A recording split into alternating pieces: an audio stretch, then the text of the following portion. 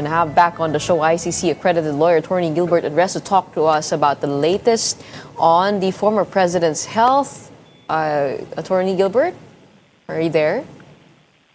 Good morning again, Gretchen. I'm here. Okay, una-una, simulan natin ulit. The finding of the medical experts on the president's health, what does that tell us? Is he just fit to participate for the pre-trial, or is this an initial assessment? Yes, this is really an expert assessment. So we can say, legally speaking, it's an initial assessment because at the end of the day, it's really the pre-trial chamber which will determine his fitness to stand trial. Because remember, fitness to stand trial is actually a legal term. It's not a medical term. But it's an important assessment because even if you read the defense observation, it actually states that the panel considers Mr. Duterte competent for the purpose of the pre-trial proceedings. So these findings by the three-person panel is very significant. Okay, what do you expect from the pre-trial chamber and how they will rule on this one? What could be the challenges for prosecution? Because nga, na-mention mo, okay, na-assess nilang kanyang health, pero that doesn't translate to being able to, being fit to stand trial. So ano kaya yung mga magiging hamon?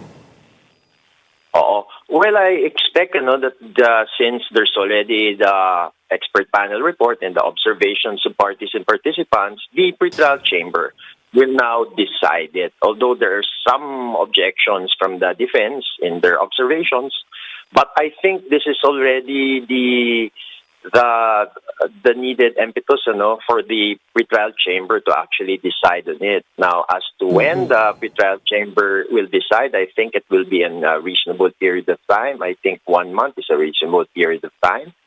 And then we also hope that if there's already a confirmation, if ever, then there will be a schedule of the confirmation of charges.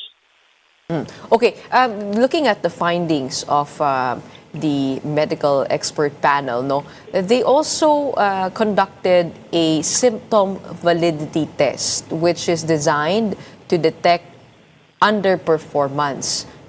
Kumbaga, kung nagsisinungaling o hindi talaga, o parang nagkukunwaring may sakit, tama ba?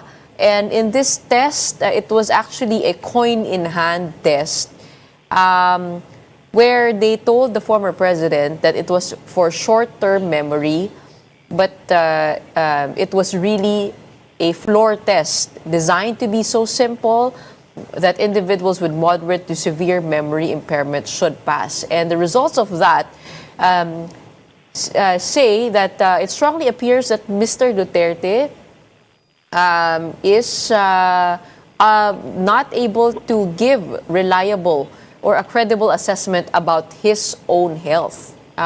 Your comment on that? Opo, Gretchen, kasi expert panel po ito. So ginamit lang po niya yung test according sa siyensya. At sa konting background ko, as BS Physics, minsan, and yung challenge talaga sa isang psychological, psychiatric test, cognitive test, baka po, baka merong underperformance nga, yung isang subject. Kaya ang sinasabi po nila sa test na yon, parang pang short term po, ang real intent pala talaga is to know, yung cognitive performance ng isang subject, Kaya that's one way talagang ma-check na hindi po nag-underperform. Yung kasi underperform, baka po pinipeke. Kaya po, yan pong naging findings, that's also a significant finding kasi ibig sabihin, it may support a decision na fit to stand trial nga si Mr. Duterte. It went so far as the ICC prosecution saying that the former president is feigning cognitive impairments in an attempt to avoid a trial on the merits. Kumbaga, sinabi na ng prosecution na nagkukunwari lamang ang dating presidente.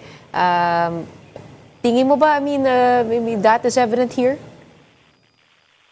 Oh, Well, I can only point sa mga mga previous statements ni Mr. Duterte kasi dito sa Philippines meron siyang bravado, sinasabi niya talagang kayang-kaya niya, willing siya na harapin ng ICC, bring it on. Oo, no. Pero biglang nagkaroon ng alleged changes nung nandun na po siya sa The Hague. So, I think ang sinasabi lang ng prosecution ay nakabase din dun sa mga test na ginawa po ng expert panel, especially yung test to determine underperformance. Kaya it's a conclusion that's based on the scientific test by the three-panel experts. And just to be clear, for the public's knowledge, the coin-in-hand test actually involves the patient closing both hands and the examiner closes both hands and asks the patient to close their eyes, count backward, and point to the hand holding the coin. So this is repeated several times. So ganun siya, kasimple lamang, no? But it could determine underperformance as said in that medical report. But the defense is saying that there are inconsistencies between or amongst the findings of this medical expert panel dahil sinabi nga na fit siya to participate, but on the other hand, sinasabi din ng report na meron din siyang hindi din siya he is not able to have a proper conversational functioning. So ano nga ba talaga? Alam mo, Gretchen, at the end of the day, kasi dun sa last na directive ng pre-trial chamber on fitness to stand trial, ang pina-require lang talaga nila yung expert panel report as well as yung observations. At yung tenor nun ay parang yun na yun.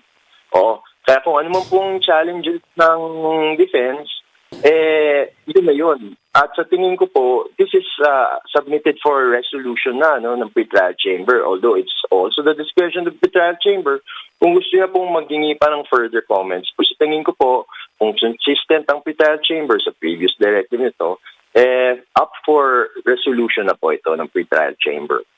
Ito yung mismo sinabi nila, Atty. Kaufman, self-reported cognitive complaints and poor neuropsychological test performance are not commensurate with conversational functioning. How essential is conversational functioning to the trial proceedings? Okay, when it comes to fitness to stand trial, ang talagang gustong malaman ng korte naiintindihan ba ng isang detainee, ng isang suspect, yung kanyang mga karapatan at na-exercise na ba ito? Hindi po kailangan na talagang napaka-sharp po ng cognitive facility ng isang detainee to the point na makakapasa siya ng bar. Hindi po yan yung kailangan.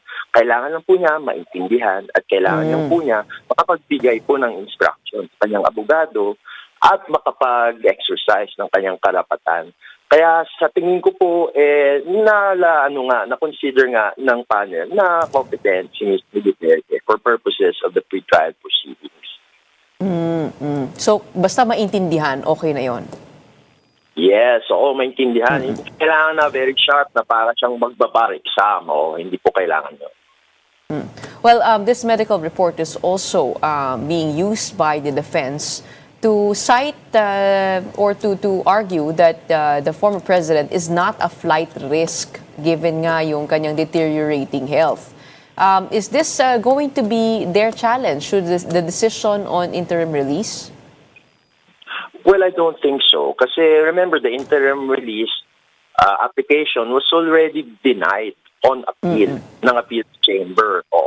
Kaya hindi po ito magiging basihan for another challenge dun sa interim release.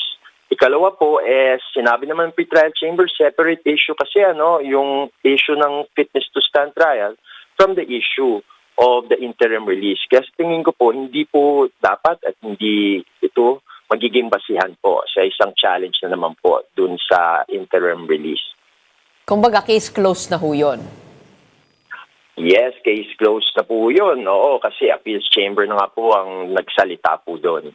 Now, when it comes to the issue surrounding his health, what should the public expect will be the next steps to this? Well, number one, I think the public should expect na magkakaroon na po ng decision ang pre-trial chamber na kung kailan po yan, mahirap sabihin, although it should be in a reasonable period of time. Ako lang po, this is my estimate, more or less, siguro a month, reasonable period of time na rin po yun. Number two, the public should also expect na kung ma-confirm if ever yung fitness to stand trial, isi-schedule po yung confirmation of charges. And that's really the hope ng mga victims of the war on drugs. Kasi sa last directive naman ng pre-trial chamber, meron ding reminder to all the parties and participants na maging handa if ever ma-schedule yung fitness to stand trial. At number three po, as to Mr. Duterte, that's really taken care of by the ICC because the ICC fulfills more than the minimum standards. Kaya huwag na pong mag-fake news tungkol po sa health po ni Mr. Duterte. Kasi tinitingnan po yan ng ICC very carefully. And what's the latest update on the victims? There is a report that many of them are being asked to participate. Could you give us some updates on the victim side?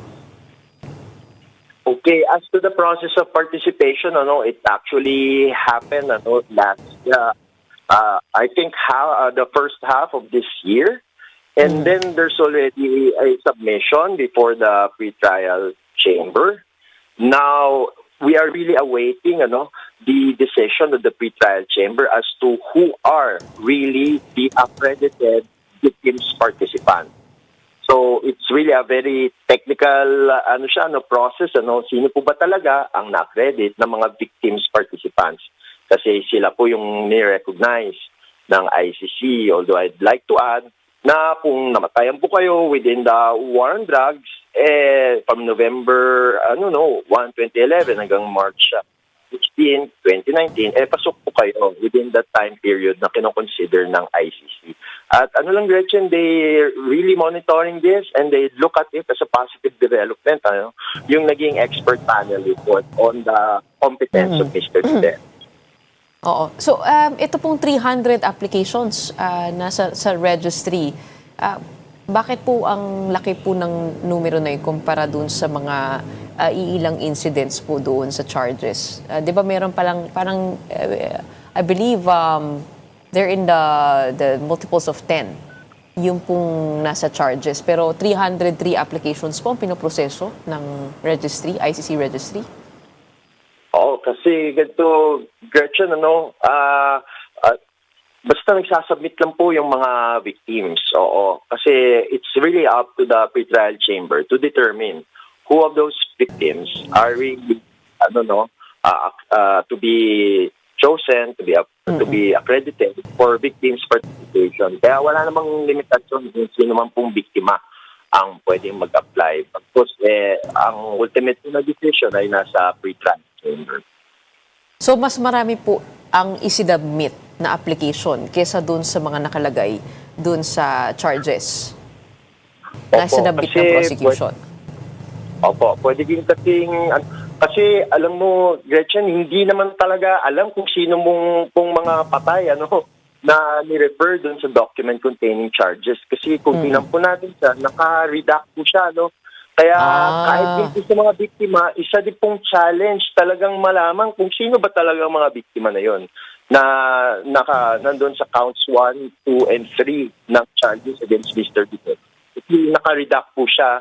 Kaya po ang direktiba lang po ng registry, mag-apply lang. Kasi in any case, the pre-trial chamber knows kung sino yung mga victims indicated dun sa document containing charges. And the pre-trial chamber will determine who will be the victim participant. So the health assessment of the former president would be the final update that we'll get from the ICC for 2025. Is that correct? Yes, I think so. At siguro next year, we should also expect, kasi two issues pa, we should also expect the decision of the appeals chamber dun sa jurisdictional challenge appeal. Meron ng direktiba na magbigay ng further observations yung prosecutor as well as the victims sa January 16 and a week later, magbigay naman ng komento yung defense. So let's also expect na the same process po dun sa interim release with respect sa appeal, mangyayari din po sa jurisdictional challenge. At syempre, expecting po natin magkaroon ng decision yung pre-trial chamber naman dun sa fitness to stand. Hopefully talaga, mga victims, they're really hoping na magkaroon po ng confirmation of charges. Okay. Kayo po ay makakapagpasko na pagkatapos ng linggong ito, ng araw na ito. Sigurado po ko hahabulin pa rin po kayo ng aming mga show. But maraming salamat for joining us this morning. Thank you for your insights. We have ICC-accredited lawyer, Atty. Gilbert Andres.